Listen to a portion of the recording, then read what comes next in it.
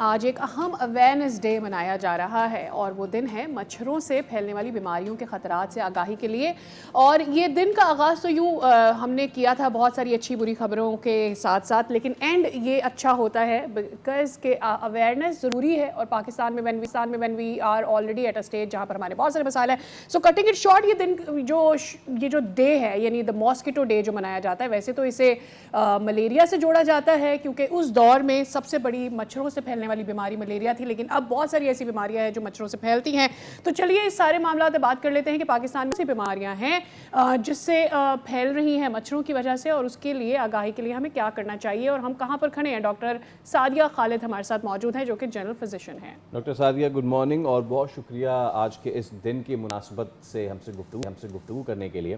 Doctor Sadia, Pakistan जैसा मुल्क जहाँ पे हम देख रहे हैं कि शायद इतना बड़ा अब कंसर्न नहीं है, लेकिन उससे बड़ा कंसर्न अब चिकनगुनिया आ गया है, डेंगू आ गया है। ख़ास तौर पे चिकनगुनिया और डेंगू में फ़र्क नहीं कर पाते लोग कि ये है या ये है।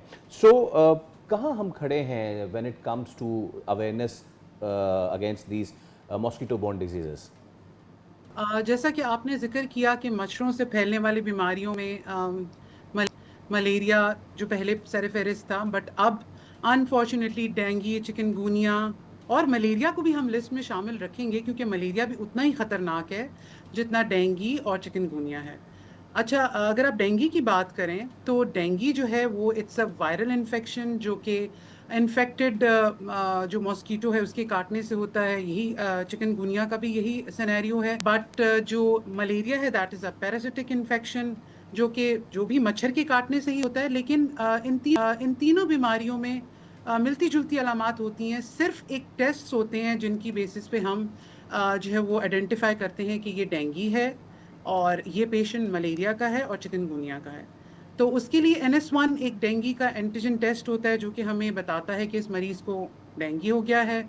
और मलेरिया के लिए फिर हम MPICT करते हैं। सिम्टम्स तीनों बीमारियों के मिले जुले होते हैं, but on the basis of these test we identify the patients. Right. Doctor साहिबा, आपने ऑब्वियसली बहुत सारे केसेस देखे होंगे, खास करके जब मॉनसून का वक्त आता है तो हमें मलेरिया में, डेंगू में बहुत सारे केसेस नज़र आते हैं।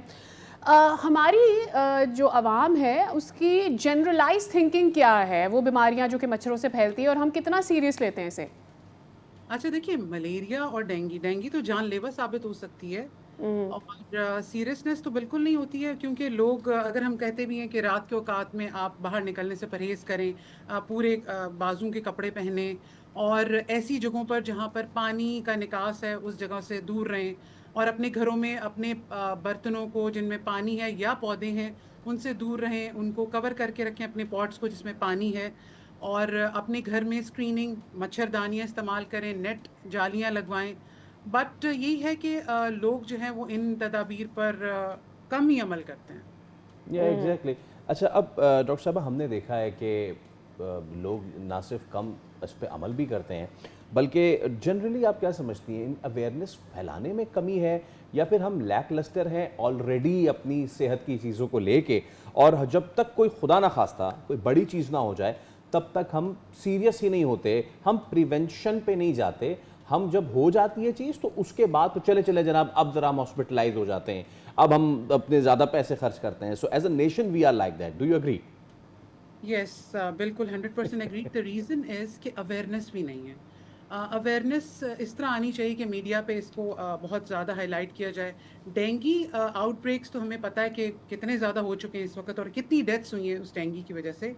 तो डेंगू की प्रिवेंशन, मलेरिया की प्रिवेंशन एंड चिकनगुनिया की प्रिवेंशन बहुत हद तक मुमकिन है अगर आप छोटी छोटी एहतियाती तदाबीर करें जिनका मैंने पहले जिक्र किया कि आप बाहर निकलते हुए पूरे बाजू के कपड़े पहने, रात को बहुत ज़्यादा काले रंग का इस्तेमाल ना करें, काले कपड़ों को से परहेज़ करें क्योंकि मच्छर बहुत मुमकिन हद तक काली जगह, काले कपड़ों पे ज़्यादा अट्रैक्ट होता है। और इसके अलावा मॉस्किटो रिपेलेंट्स आप यूज़ कर सकते हैं, मार्केट में अवेलेबल है मॉस्किटो रिपेलेंट्स, आप उनका इस्तेमाल कर सकते हैं। और इसके अलावा रात में अगर आप कहीं बाहर निकलें तो कोशिश करें कि ऐसी जगहों पे ना बोते जो बहुत पौधे या और बहुत उसमें ज़्यादा मैम ग्रीनरी एक की चीज़ वजह मैं आपसे और मैं पूछना चाहूँगा, ख़ास तौर पे उन अफराद के लिए जो टोटकों पे चले जाते हैं, जनाब ऐसा हो जाए तो ऐसा कर लो, वैसा हो जाए तो वैसा कर लो, फलां का पत्ता पीस के फलां पे लगा लो और ठीक हो जाएगा। प्लीज़, अगर आप उनको थोड़ा सा डिस्करेज करें कि ये मेडिकल इशू है और जब कोई मेडिकल इशू हो तो डॉक्टर के पास ही जाएं rather than doing this thing? अच्छा देखिए, पपीते के पत्तों का जहाँ तक आपने ज़िक्र किया, बहुत बहुत ज़्यादा अपने पेशेंट्स देखे हैं जो डेंगू के मरीज़ों को पपीते के पत्तों का आप जूस पिला रहे होते हैं। द रीज़न बीइंग कि डेंगू में एक फ़ेज़ आता है। डेंगू की 3 स्टेजेस होती हैं। फेब्राइल फ़ेज़ जिसमें बहुत हाई ग्रेड फ़ीवर आता है पेशेंट को, उसके बाद एक क्रिटिकल फ़ेज़ होता है जिसमें प्लेटलेट्स नेचुरली गिर रहे होते हैं। अच्छा, उसके साथ फिर एक तीसरा फ़ेज़ आता है जिसको हम रिकवरी फ़ेज़ कहते हैं। जो फेब्राइल फ़ेज़ है उसमें हाई ग्रेड फ़ीवर आता है पेशेंट के अंदर, जिसको हम कहते हैं बोन ब्रेकिंग पेन है, हड्डियाँ तोड़ने वाला दर्द है। उसके बाद एक जी। रेट्रो ऑर्बिटल पेन है, आँखों के पीछे दर्द हो रही होती है। उसके साथ-साथ मायल्जिया, आर्थ्राल्जिया और हड्डियों में दर्द, पट्ठों में दर्द।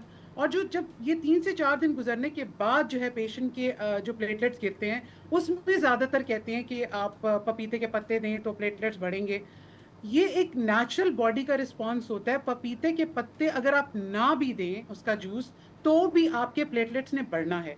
और अगर किसी वजह से प्लेटलेट्स नहीं बढ़ रहे हैं और आपका टेस्ट हो रहा है बार-बार और जिसमें हम देख रहे हैं कि आपके प्लेटलेट्स गिर रहे हैं, और उसमें हम ये ठीक है। कहते हैं मरीज़ को सिर्फ ये देखना है कि तो उसको कहीं ब्लीडिंग तो नहीं हो रही है। गुफ्तगू का लुबे-लुबाब डॉक्टर साहिबा बहुत शुक्रिया आपके वक्त के लिए। गुफ्तगू ये है कि जब भी आप बीमार हों डॉक्टर के पास जाएं, बजाय इसके कि पपीते के पत्ते या पता नहीं और बहुत सारे पत्तों का इस्तेमाल करें। सब्सक्राइब करें और बेल दबाएं ताकि कोई खबर रह न जाए।